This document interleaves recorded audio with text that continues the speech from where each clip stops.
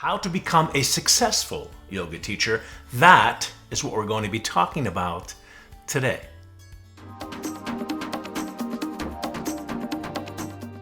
Hi everyone, welcome back to my channel. My name is Jimmy Barkan. Please consider subscribing, hit the notification bell.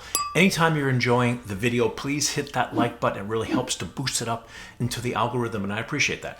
So I've been teaching hot yoga since 1981. I opened my first studio in 1983 in Fort Lauderdale, and then opened up other studios in Florida, 2005, Plantation, Florida, and 2014, Boca Raton, Florida. So I know what it takes to open a yoga studio. I know what it takes to be teaching yoga. I probably taught more yoga classes than most people on the planet. The first thing, know your craft, not just as a student, but as a teacher. So I was fortunate because I found my teacher, who was the top hot yoga teacher in the world back in 1980, was Bikram Choudhury. And I took 3 to 4 classes a day with Bikram. My teacher training program lasted 2 years, but it was 3-4 classes a day with Bikram. And I was listening to how Bikram taught me so I could build my own practice. And by doing 3-4 classes a day, which I think is too much, by the way, but 1 good class a day, maybe every now and then 2 classes, if you split them up, maybe 1 in the morning, 1 in the afternoon, is all you need to build a really strong practice. And if you watch this video, I talk about how many days a week with the consistency of doing yoga practice. But if you're a teacher, you should be doing your practice at least 5 days a week. So here I am doing 3-4 classes a day with the master teacher. So I was listening to him teach, not just learning from my own practice, but listening how he taught beginners, people that needed modifications, people who I had one person, remember in the class, had 1 arm, another person was blind, another person was 85 years old. So he set modifications for those people that needed those modifications, that had the handicaps. And then listening to him teach the advanced students, how he would get them to the next level, and a very intricate, subtle correction to get that student just to the next level, because he took responsibility for those students. Finding a yoga master in your particular style. It may not be hot yoga. Maybe it's Ashtanga. Maybe it's Iyengar. Maybe it's Kripalu. Find and seek out a top teacher. And on the internet now, you have access to so many videos and teachers that are out there. Just make sure you choose wisely on who you'd like to follow. Number 2, know the history of your subject, whatever that type of yoga may be. Like I said before, it could be Ashtanga, it could be Iyengar, it could be hot yoga. In our teacher training programs, in the Barkan Method hot yoga teacher training programs, history is very much one of my passions. And I became a student of the history by researching all the top teachers and the gurus over the years. Paramahansa Yogananda, George Feurenstein. So understanding the history of your subject from the very beginning to present day time is extremely important, and it gives you a lot of credibility to convey that information to your students. Because I always say, you don't know where you are until you know where you came from, and you're able to navigate where you're going in a more credible and professional manner. Number 3, take responsibility for your students. And I'm talking about your consistent students, ones that are coming to you on a regular basis. Because unless they're super advanced and super aware, you're probably, as an expert teacher, going to know their practice better than they do. You know the old saying, you can't see the forest from the trees. So you're looking down a different perspective, and maybe you'll see them from different angles so that you can help them, you can encourage them with your words and your wisdom and alignment technique to get them to the next level. My favorite metaphor is like the key that unlocks the door. Those tumblers have to fit in just right in order to get the intended release. So your cue of getting them to that next level, how they're able to manipulate the energy. Like, for example, when we do standing bow pose, one of the things I notice people do is they spend too much time and energy getting down into the pose. So they spend maybe 90% of their energy coming down into the pose. But when it's time to kick, when they need the most energy, they only have 10% left in their tank. So I say use 10 to 20% energy to get down into the pose. So now it's time for you to kick and get to the next level. You've got 80% left in your tank. You've got a lot of energy to go. So here's a very important saying you can take with you in your practice. Less in the beginning, more at the end. One of the biggest mistakes I see beginners make is they work too hard too soon. So the body tightens up if you're going too far too soon, to protect itself. And you're not able to move at all because your body is stopping, is resisting you. So if you go slow in the beginning, your body will now respond instead of react, and it will let go for you, and you'll be able to get yourself to that next level. And when you're regulars, they see how much you care. They see how much you know their practice.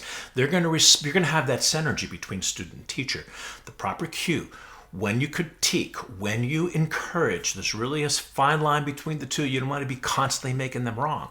You want to also give them the confidence that they need so that they can work their way to the next level. You want to help to build their confidence, not constantly critique them. So there's a fine line between how much critique, how much encouragement you want to give them, and you're going to find that out between what the student needs, what that synergy is like between you and that student. And number 4, find your authentic voice. And I think the most important, I've said this in many other videos before, check out this video when I talk about mistakes that teachers make. One of the big mistakes I see teachers make, especially teachers that have been teaching a long time or that are on the schedule maybe 10, 12, 15 times a week.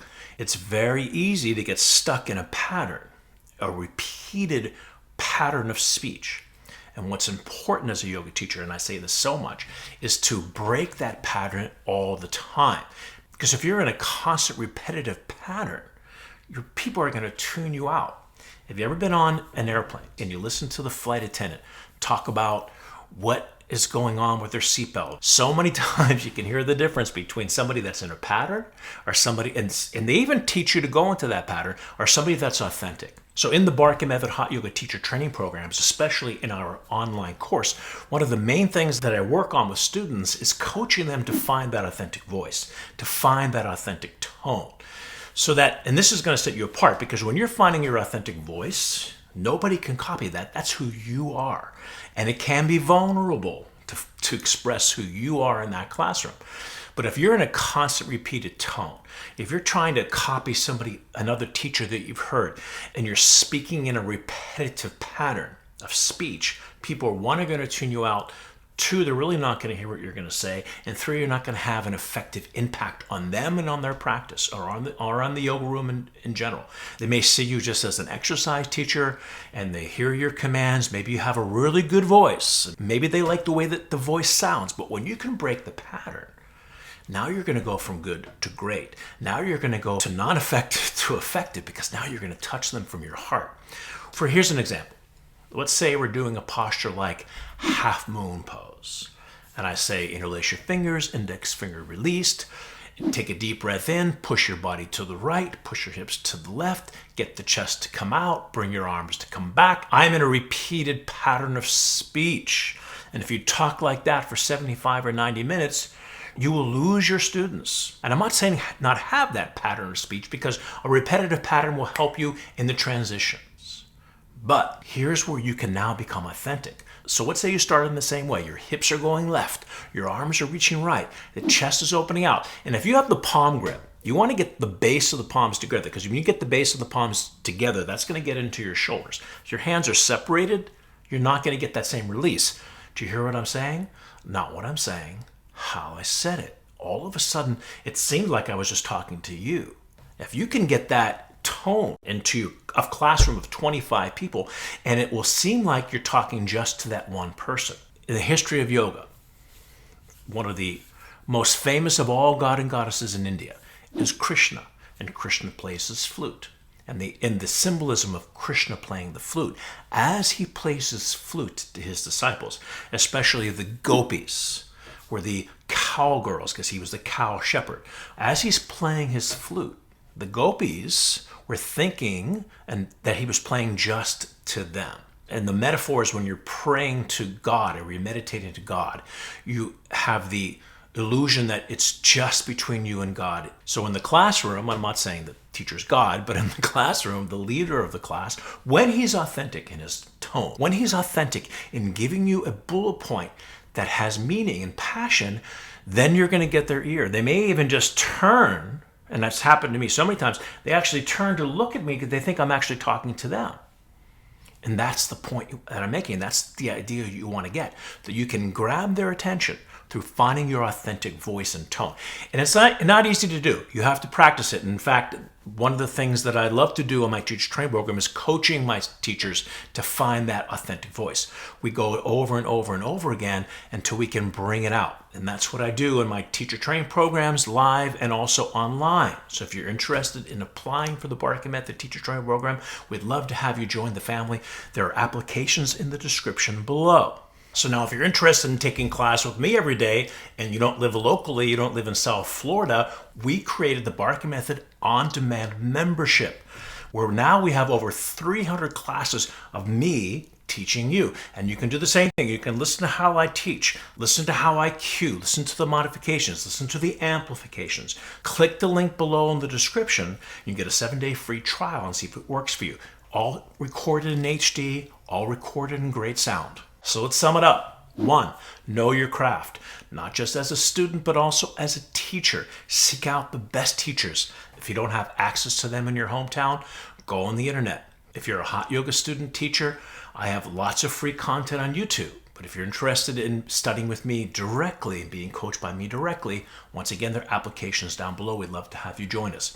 Number 2, know the history. If you ask Tiger Woods, who's won the master tournaments in the last 100 years, he will tell you.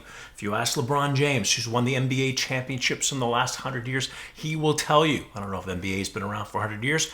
They know their subject because they're passionate about it. You ask the best of the best about the history, and they will tell you. Number 3, take responsibility for your students. When your regulars know how much you care, it creates a synergy between you and your student that is extraordinary. Every single time, almost on every single application I've had for my teacher training programs, people have always said they want to share what they know. They want to share what has helped them to help others, and that's how you can help them even more so. Number 4, find your authentic voice. Be vulnerable enough to let your passion come through and finding your own authentic voice and tone and sound. That's how you're going to become more successful. That's going to make you unique and authentic. So that's our episode for today. If you're new to the channel, please consider subscribing, hit the notification bell, please hit the like button, and I appreciate you watching our channel, and I'll see you the next video. Bye, everyone.